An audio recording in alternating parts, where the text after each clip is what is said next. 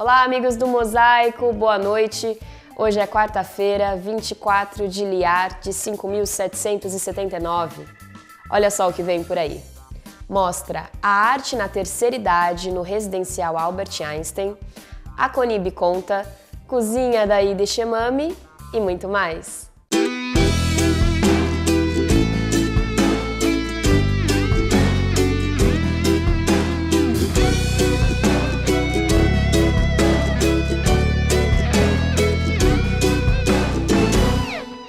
Sejam muito bem-vindos ao programa Há Mais Tempo no Ar na TV Brasileira. E no oferecimento do nosso parceiro, o Hospital Albert Einstein, vamos às notícias e comentários da semana com Rony Gottschuf. Rony, é com você.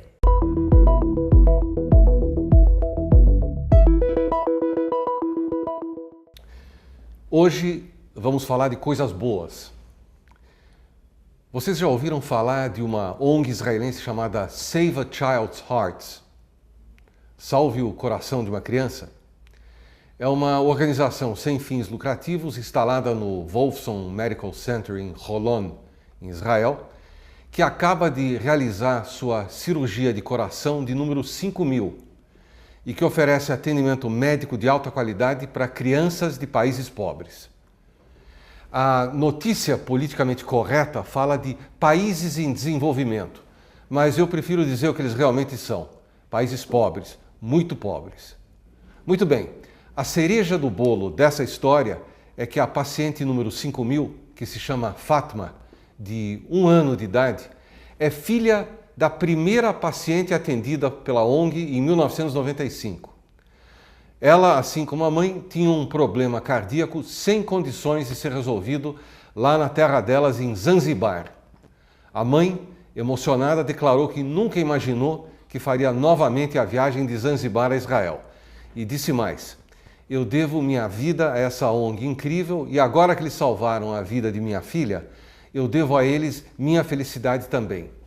Nós vamos voltar logo para casa, mas um pedaço de nossos corações vai ficar para sempre aqui em Israel. A Save a Child's Heart já tratou gratuitamente de crianças de 59 países como Tanzânia, Etiópia, Zâmbia, Quênia, Uganda, Iraque, sem falar em 2.500 crianças palestinas. E falando de coração, lembram da partida entre Israel e Argentina, cancelada porque a família de Lionel Messi foi ameaçada de morte por terroristas palestinos? Pois bem, acabou de rolar em Jerusalém um belo amistoso entre o Beitar Jerusalém e o Atlético de Madrid. O campeão mundial Antoine Griezmann, Diego Godin, Jan Oblak, o melhor goleiro da Liga Espanhola na última temporada, e o brasileiro Diego Costa foram alguns dos que passaram 3 dias em Israel e estiveram em campo. 30.000 pessoas lotaram o estádio, que assistiu uma vitória surpreendente do Beitar Jerusalém por 2-1. E vale a pena mencionar que desde 2007, quer dizer, fazia 12 anos que Israel não sediava um jogo dessa importância. Naquela ocasião, o Real Madrid se apresentou em Israel e jogou contra uma seleção formada pelos melhores jogadores judeus e árabes. Além do jogo, os jogadores do Atlético de Madrid passaram 2 dias batendo bola com crianças, juvenis e conhecendo um pouco do país. O 2-1 pouco importa. A vitória foi do bom senso, da amizade, do entendimento. Os únicos derrotados, como sempre, foram aqueles que tentam boicotar Israel. Álvaro Morata, atacante do Atlético, agradeceu o carinho dos torcedores israelenses e resumiu sua experiência em poucas palavras: não vejo a hora de voltar. No próximo fim de semana, comemora-se o Dia de Jerusalém, o aniversário da libertação e reunificação da cidade ocorrida após a Guerra dos 6 Dias. Vamos ver um pouco dessa celebração em anos anteriores no nosso Mosaico Online.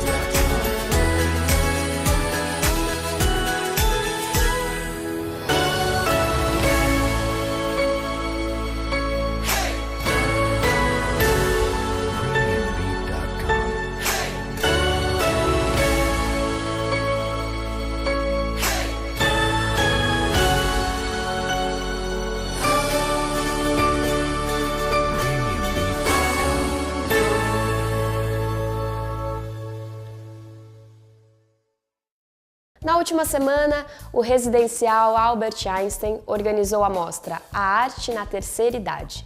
E o Mosaico foi até lá para saber um pouco mais sobre esse trabalho. Dá só uma olhada. Na última semana, o residencial Albert Einstein, em parceria com a Federação Israelita de São Paulo, recebeu a mostra A Arte na Terceira Idade. O evento contou com 80 trabalhos artísticos elaborados pela terceira idade, sendo 30 realizados por idosos do próprio residencial.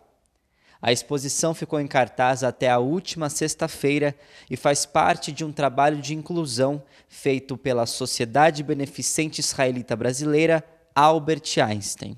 Os idosos hoje eles acabam tendo uma limitação de oportunidades, de atividades. Então, mostrar para os familiares e as pessoas de fora o quanto ainda se pode ter um envelhecimento ativo. Então, a arte ela tem um fundamental papel da sociabilização. Quando os idosos percebem que eles são capazes ainda, eles têm um ganho muito grande, eles têm um aumento da autoestima, alguns diminuem a taxa de pressão, glicose. Quando eles descobrem que eles são capazes ainda aos 99 anos de pintar alguma coisa ou de esculpir, os olhos deles brilham. O Residencial Albert Einstein é uma instituição que foi fundada pela comunidade judaica há mais de 80 anos. Nosso grande foco é o cuidado integral, é garantir ao idoso que ele tenha todos os cuidados necessários nessa fase de vida e que a gente consiga preservar os laços familiares em todas as oportunidades. Existe alguma forma do pessoal ajudar o residencial? Sim, a gente, através do nosso site e do e-mail relações.institucionais@einstein.br e através dos telefones 2151-0341 e 2151-0310. A gente vai para um rápido intervalo e na volta mais uma conversa com o nosso querido Fernando Lotenberg sobre as novidades da Confederação Israelita do Brasil no nosso quadro A Conib Conta. A gente volta já já. Com a Tribuna Judaica, você se mantém sempre informado sobre todos os acontecimentos da nossa comunidade no Brasil e no mundo. Assine a Tribuna Judaica e não perca nada do que acontece. Ligue 0800 55 10 18.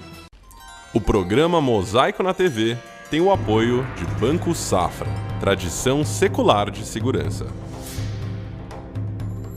Composto pelas empresas Maringá Turismo, Central de Eventos e Lemontec, o Grupo Arbeitman é sinônimo de solidez e credibilidade. A Maringá Turismo possui tradição de mais de 50 anos em viagens corporativas e a lazer e presença global em mais de 80 países. A Central de Eventos oferece experiência e criatividade para as negociações do seu evento e viagens de incentivo. A Lemontec é especializada no desenvolvimento de softwares com foco na gestão de viagens. Saiba mais, visite nossas redes sociais. Um time vencedor, um grupo de sucesso.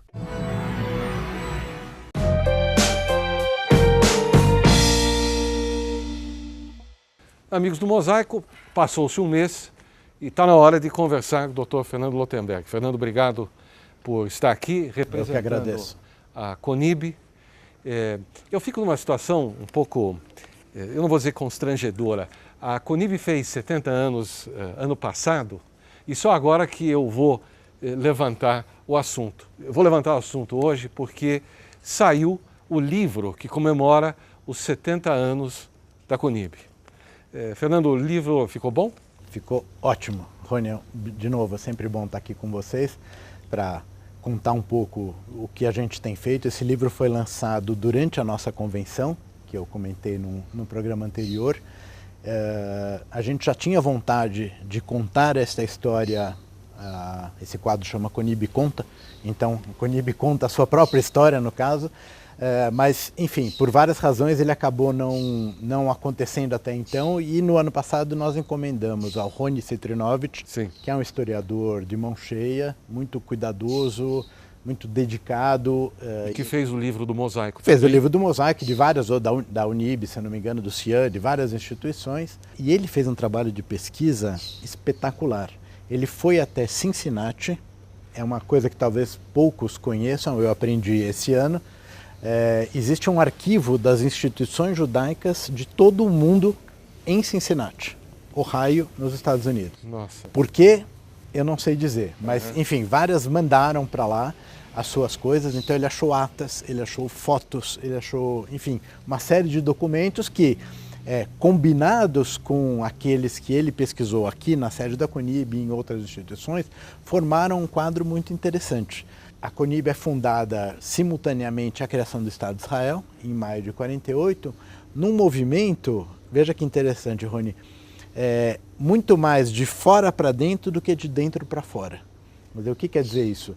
A comunidade já está aqui, enfim, há judeus no Brasil desde Cabral, mas chegamos com as caravelas. Mas a comunidade organizada de verdade, ela começa no século XIX, né, metade para o final do século XIX e pelo século XX. Então já havia instituições de assistência social, de apoio aos refugiados, creches, escolas, sinagogas, cemitério, toda a base comunitária que a gente conhece, mas não havia instituições políticas representativas. E o Congresso Judaico Mundial enviou emissários para vários países onde isso não acontecia, estimulando a formação desse tipo de representação. Por quê? Porque o que tinha acontecido na Europa durante a Segunda Guerra foi um marco, ou seja, você tem família da Europa Central, quer dizer, não faltava poder econômico para os judeus alemães, mas o poder político era muito limitado. E na hora que veio o desastre, eles não tinham a quem recorrer. Muito bem. Então, um raciocínio estratégico importante no sentido de criar linhas de defesa e de representação, não que, Deus nos livre, isso vai acontecer de novo, mas para que a gente pudesse construir canais de interlocução e de representação perante as autoridades e perante a sociedade maior.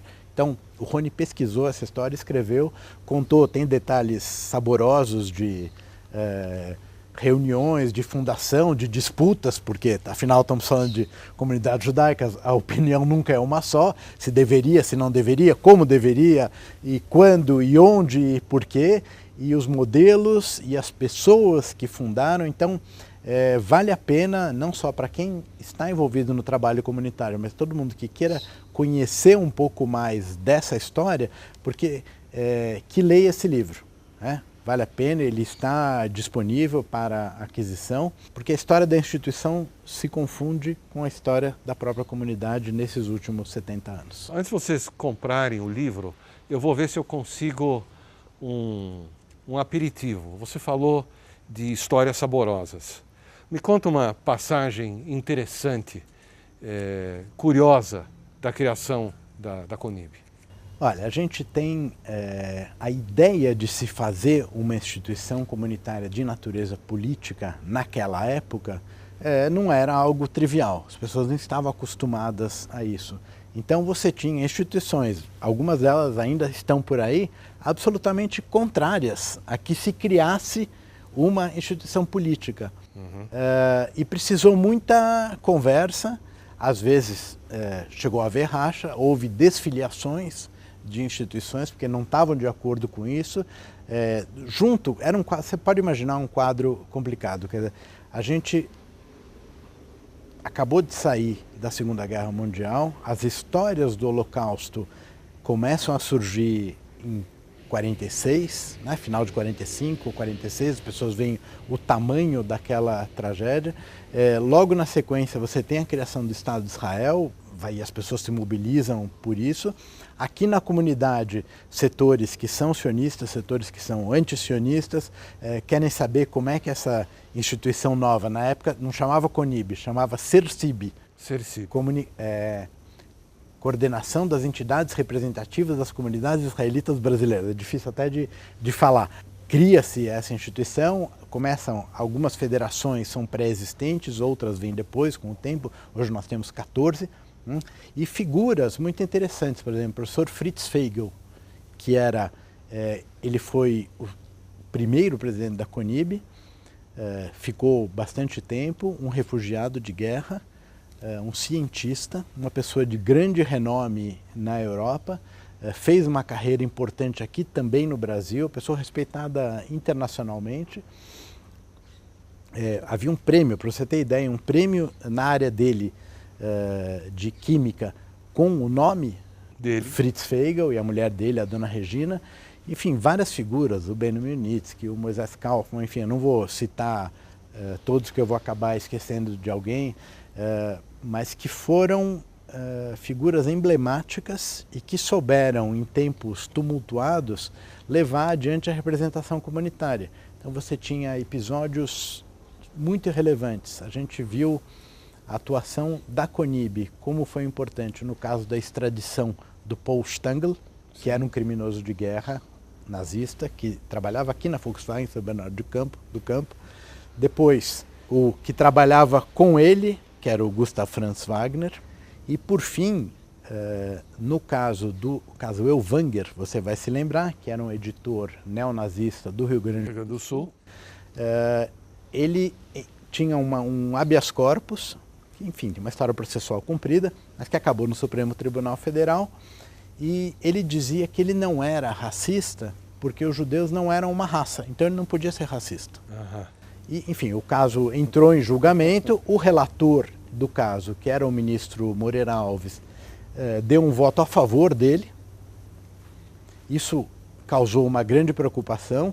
O segundo juiz, que era o ministro Maurício Corrêa, pediu vista, retirou o processo de pauta, e aí a CONIB, com bastante gente, o professor Celso Laffer, o professor Miguel Reale, a professora Sônia, agora não estou me lembrando do sobrenome dela, uma antropóloga de Brasília, fizeram pareceres sobre a questão que estava sendo julgada e, felizmente, o resultado final foi que o habeas corpus dele não foi provido por 8-3.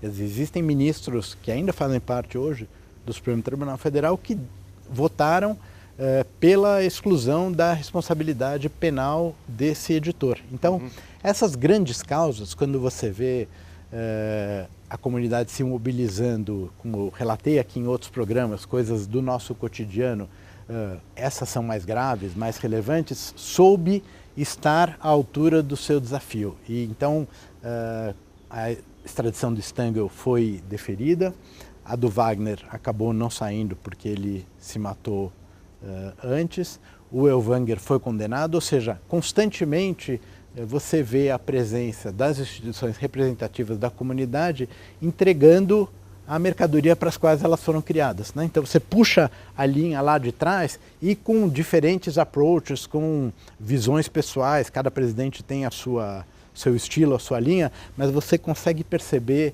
um fio de continuidade e uma constância na defesa do que são os nossos interesses fundamentais. Num outro programa que o Fernando veio, ele mencionou assim, em tom de chacota, que ele estava fazendo concorrência conosco aqui, ele organizou um talk show. Eu ia dizer o seguinte, que hoje ele se superou, porque as perguntas que eu ia fazer, ele foi sozinho respondendo. É como se ele tivesse sentado aqui, depois ele viesse aqui, fizesse a pergunta, falasse, bom, mas e o assunto do Ellwanger? E o assunto do outro? Eu não tenho perguntas para fazer, porque eu acho que nós tomamos uma aula de história hoje aqui, e é só o preâmbulo do que, na verdade, esse livro comemorativo dos 70 anos da CONIB traz. Muito obrigado. Como é que a gente faz para comprar um livro da CONIB? Eu vou passar para você o telefone e o contato, e aí você exibe... Tá bom. Nós vamos colocar... aí, aqui embaixo vai aparecer isso. Assim, eu acho que é uma boa oportunidade de conhecer um pouco mais da CONIB e da história da comunidade. Dr. Fernando, muito obrigado. Obrigado a vocês. Mosaico volta já já.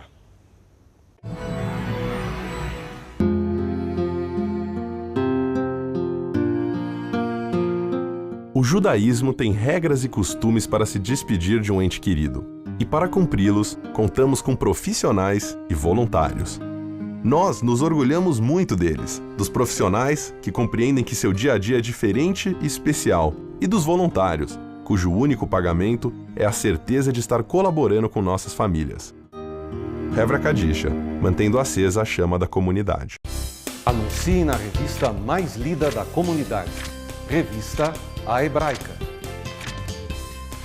Ligue 3814-4629. 3814-4629. Com o Dia de Jerusalém se aproximando, o querido chefe Breno preparou uma deliciosa receita para essa data festiva do calendário judaico. Chefe Breno, é com você. Oi, Shebami. Oi, eu aqui outra vez. Viajantes gregos no século I e no século II relatavam que Jerusalém cheirava a berinjelas grelhadas. É impressionante como a berinjela está ligada à cidade de Jerusalém. Então, nada melhor para comemorar Yom Yerushalayim, o dia da nossa cidade sagrada, do que uma receita de berinjela. Hoje é dia de berinjela assada no Cozinha da Eid Shemami.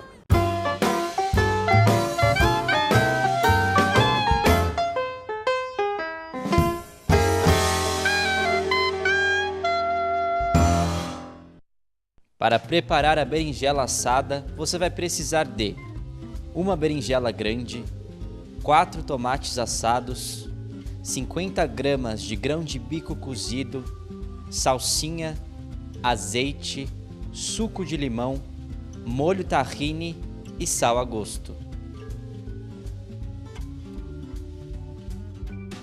Bom, Eid Shemami, essa é uma receita do chefe Lipansky.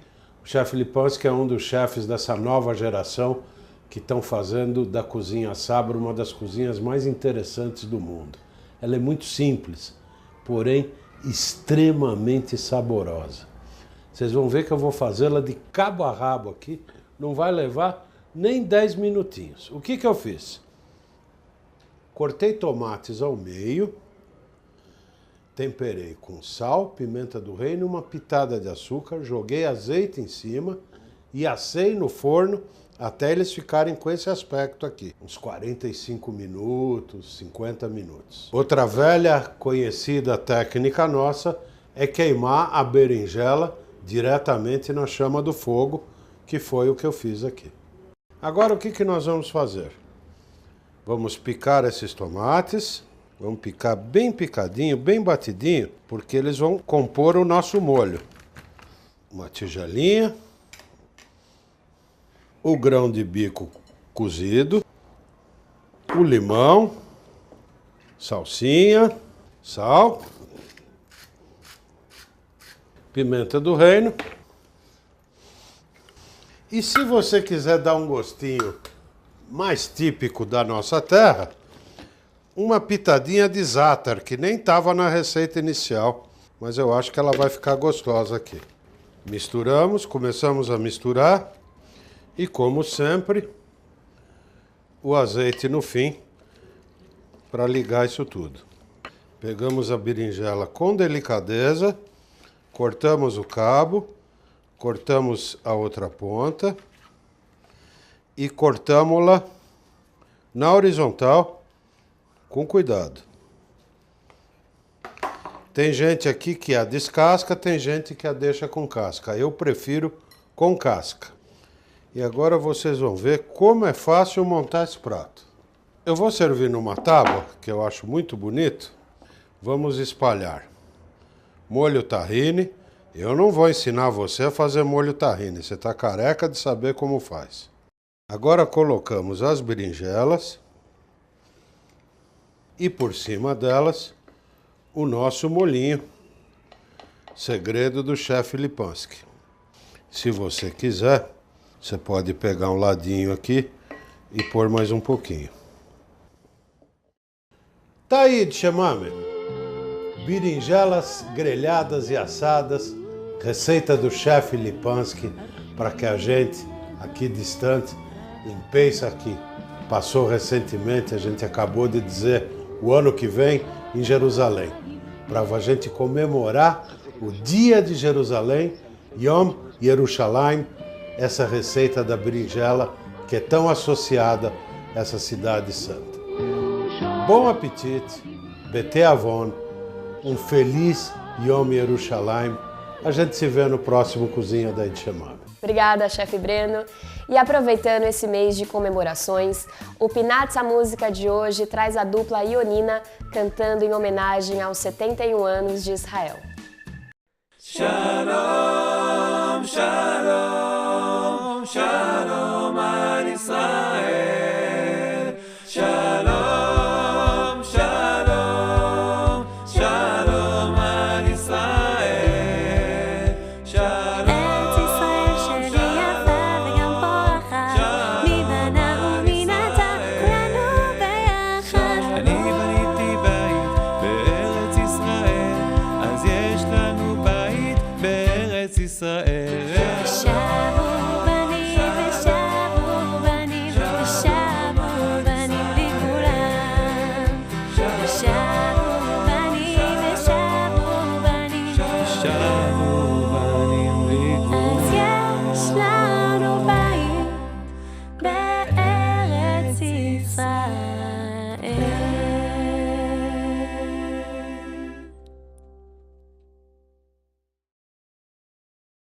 E não se esqueça de interagir com a gente, de curtir a nossa página no Facebook e se inscrever no nosso canal no YouTube. Nós estamos como Mosaico na TV nessas duas redes sociais. E na próxima sexta, acenda as velas de Shabat às 17h07. Nossa sugestão de Kabbalat Shabat é no Beitel, Rua Caçapava, 105, Jardim Paulista. O Mosaico fica por aqui. Eu agradeço a sua companhia de sempre. Shalom, Mosaico. Até o próximo programa.